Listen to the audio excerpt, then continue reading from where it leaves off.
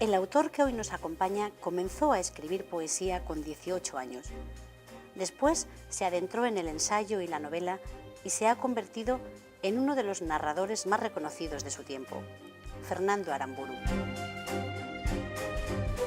Nació en San Sebastián, aunque desde 1985 su vida está en Alemania.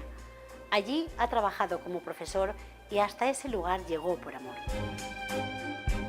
Aramburu, que ahora se dedica de lleno a escribir, dedica a ese país un homenaje en su reciente novela, una guía de viajes con una pizca de humor y otra de amor.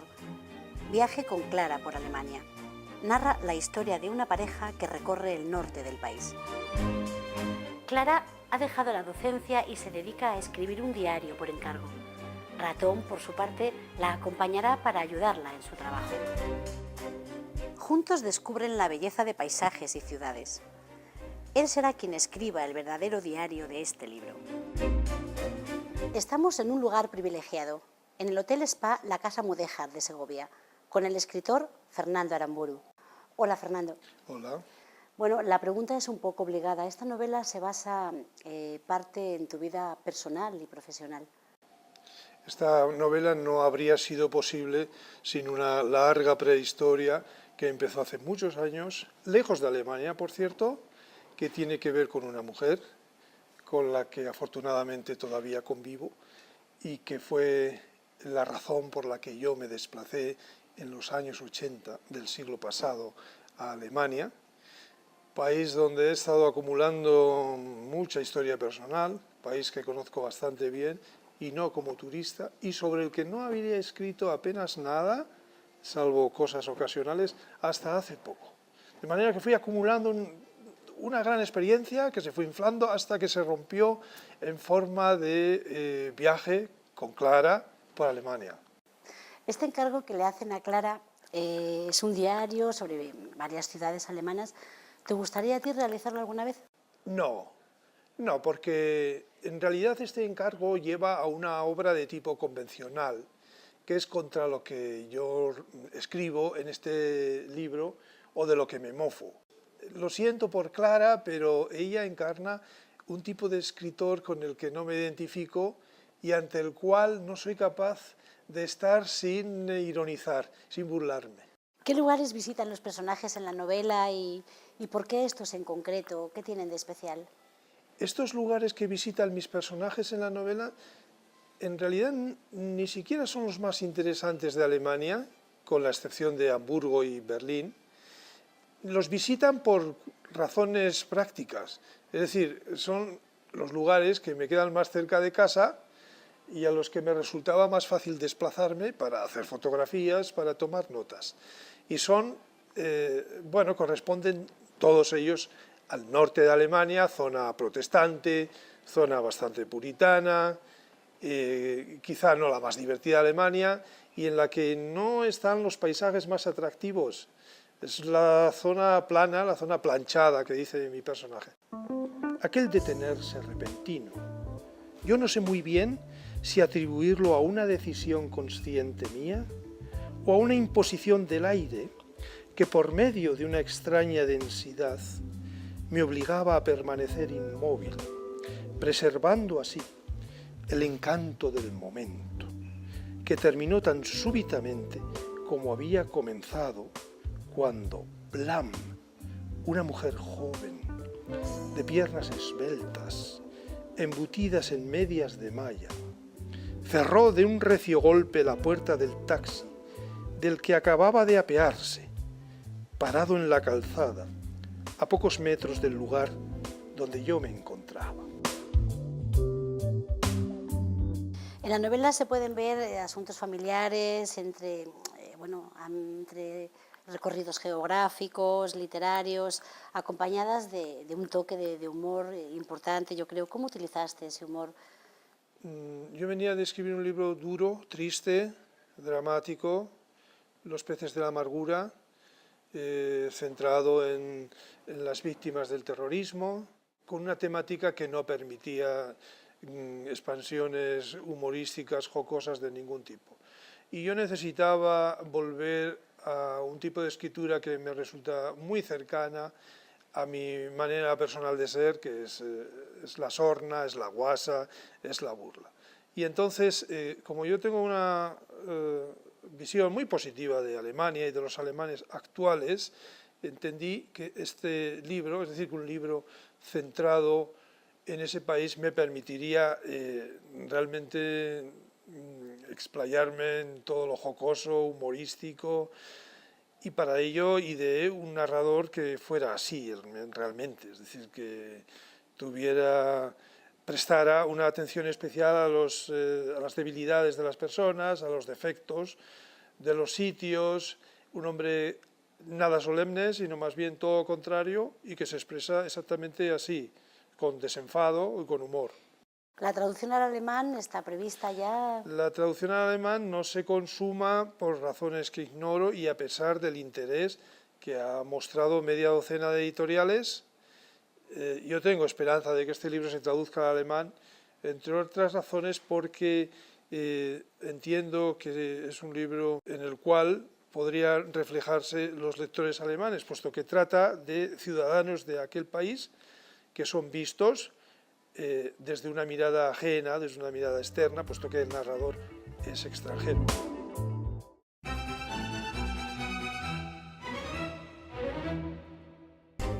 Fernando Aramburu participó a finales de los 70 y comienzo de los 80 en la fundación del grupo CLOC, de arte y desarte. Uno de sus libros más importantes es Los peces de la amargura, relatos que narran lo que algunas víctimas del terrorismo tienen que vivir. Por esta obra obtuvo el premio Vargas Llosa NH y el de la Academia Española. También recibió el premio Euskadi en 2004 por Los ojos vacíos y ha tenido la oportunidad de ver dos de sus libros en el cine y el teatro: El trompetista de la utopía, con Alberto San Juan y Emma Suárez, y Vida de un piojo llamado Matías. Bueno, Fernando, seguimos con esta entrevista, pero en este ambiente tan relajado, tan especial, tan maravilloso, ya casi no sé ni por dónde seguir. Pero nos habíamos quedado hablando comentabas de Los peces de la amargura y Viaje con Clara por Alemania. ¿Son dos obras gemelas? Digo que son libros gemelos porque están escritos a partir de una realidad en la que yo he estado integrado. Yo viví 25 años de mi vida, los 25 primeros años de mi vida, en el País Vasco, donde nací. Mis vivencias en el País Vasco me inspiraron un libro de relatos, un libro triste, un libro dramático. Mi estancia posterior en Alemania, también de 25 años, me inspiró otro tipo de libro, jocoso, divertido, burlesco, pero no porque yo me lo propusiera de una manera artificial, sino porque mi relación con esas dos distintas realidades también fue de esa manera. En cuanto al País Vasco, ¿volverías a escribir sobre terrorismo? No sé si sobre terrorismo, pero sí sobre el País Vasco, entre otras razones porque en el País Vasco transcurrió mi infancia y mi adolescencia, épocas determinantes en la persona, en la creación de la memoria, en la formación de la sensibilidad, épocas que no puede uno borrar, en la que nacen multitud de referentes y de criterios. Dudo que si nada se tuerce, si la salud no me falla, que yo no vuelva a escribir sobre el País Vasco, y también sobre aspectos relacionados con el terrorismo, porque considero que todavía no he terminado de decir todo lo que yo pudiera expresar en forma literaria sobre esta cuestión. Tu primera novela, Fuegos con limón, tardaste 8 años en escribirla. ¿Qué tiene de especial ese libro para ti? Tardé 8 años porque la escribí en una situación personal poco propicia para la creación literaria. Y por otro lado yo no sabía escribir novelas y entiendo que solo se puede aprender haciéndolas, escribiéndolas, de manera que al mismo tiempo que la hacía, aprendía. Y por otro lado era una novela que no tenía desenlace, es decir, era una escritura en realidad, que se iba ampliando, hasta que me di cuenta de que aquello, con una serie de transformaciones y sobre todo de recortes, podía tomar la forma de una novela, lo cual supuso otros 4 años de trabajo, pero de trabajo gozoso. Entonces este libro me permitía expresarme con espontaneidad, por escrito, conversar conmigo mismo era una fuente de oxígeno para mí este libro. Bueno, no podemos olvidarnos de la vida de un piojo llamado Matías, que escribiste para jóvenes. ¿Cómo afrontaste esa escritura? Pues de una manera bastante artificial. No es que yo tuviera piojos y de repente me Bueno, apeteciera... al final le coges cariño a Matías. Le coges cariño, ¿no? Espero que sí, porque estaba muy humanizado, evidentemente. Pero surgió de una manera artificial, es decir, la familia se fue de vacaciones, me quedé 2 semanas solo, no tenía un proyecto encima de la mesa y decidí abordar uno y no sabía sobre qué.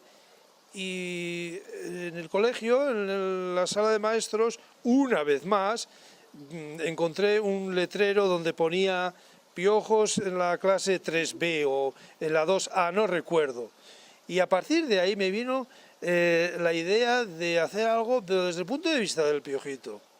Y si uno está un poco versado en literatura española, se dará cuenta de que el Piojo Matías es una transposición del Lazarillo de Tormes. Desde su nacimiento y en una familia que hoy diríamos desestructurada, hasta el final, un final que le procura un cierto equilibrio en la vida, después de pasar toda clase de fortunas y adversidades. Dejaste hace años la poesía, pero la recuperaste con Yo quisiera llover. ¿Es la misma poesía que hacías entonces? Lo que yo considero es que yo no he abandonado la poesía. Yo me he dedicado a buscar lo poético en otros formatos y proyecto en un futuro, si las cosas van por donde yo quisiera, escribir poesía, pero no con sílabas contadas, ni desaprovechando márgenes en la página, ni incurriendo en algo que yo considero que es la muerte de todo arte, y son las convenciones, la repetición de las convenciones. Por otro lado, el libro al que has aludido, Yo quisiera llover, es en realidad una recopilación de poemas antiguos, de los que ya he publicado anteriormente, y un par de piececitas inéditas. Y este libro ha sido posible gracias a la dedicación de un amigo que hizo la selección y a la valentía de un editor. Y, en fin, es un libro colectivo para el cual mi hija Cecilia hizo la ilustración de la cubierta. Es decir, no considero que es una obra directamente mía, sino que ha sido fruto de una iniciativa de unas cuantas personas. Dejaste de ser profesor para dedicarte de lleno a la escritura, pero ¿hay algo que eches de menos de la enseñanza?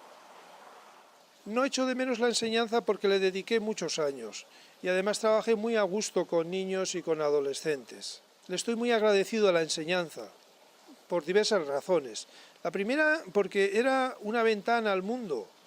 Es decir, la escuela, los alumnos, los padres de los alumnos, los compañeros de clase, eran como recipientes de historias, de anécdotas, de episodios que a menudo me han servido para construir relatos, incluso partes de novelas. Es decir, era una ventana al mundo humano. Por ese lado estoy agradecido. Y también estoy muy agradecido porque me permitió hacer pie en Alemania, en unas condiciones laborales aceptables. Y además era un trabajo que me dejaba suficiente tiempo libre para escribir, aunque me restaba por otro lado tiempo, pero me dejaba un margen suficiente para despachar una obra cada 3 o 4 años. Aseguras que la literatura te sigue a todas partes y que disfrutas corrigiendo textos. ¿Cómo es un día en la vida de Fernando Aramburu? Mis días son todos iguales, así que si describo un día, describo todos. Además, me conozco y sé que soy más productivo cuando repito hábitos. Entonces yo acudo a una hora temprana, a un lugar donde estoy totalmente solo, trabajo una serie de horas, me tomo un descanso a mediodía y continúo por la tarde. Ahora bien, yo no trabajo por horas, sino que yo me impongo una cantidad mínima de trabajo antes de empezar. De manera que al final del día me voy a casa con una pequeña satisfacción y esto se va repitiendo todos los días, incluidos los fines de semana. Para mí la tarea de escribir no ha sido nunca tortuosa, ni siquiera en los días en que uno no está muy despejado en la cabeza. Dijo Herta Müller cuando le dieron el premio Nobel, que los escritores que lo pasan bien escribiendo son idiotas. Yo pertenezco a esa clase de idiotas, pero prefiero ser un escritor o un idiota que disfruta a un idiota que padece.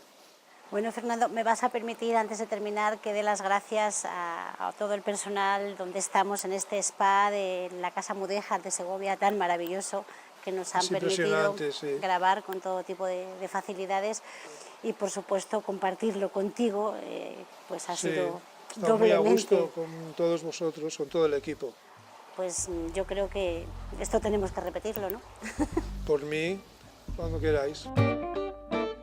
La señora escritora se levantaba antes que yo, con las primeras luces del alba. Se preparaba una taza de té, porque sin su té de las mañanas ella no puede vivir, según reza una de sus frases más repetidas. Y con el estómago vacío, descalza y en pijama, se metía en la habitación a trabajar.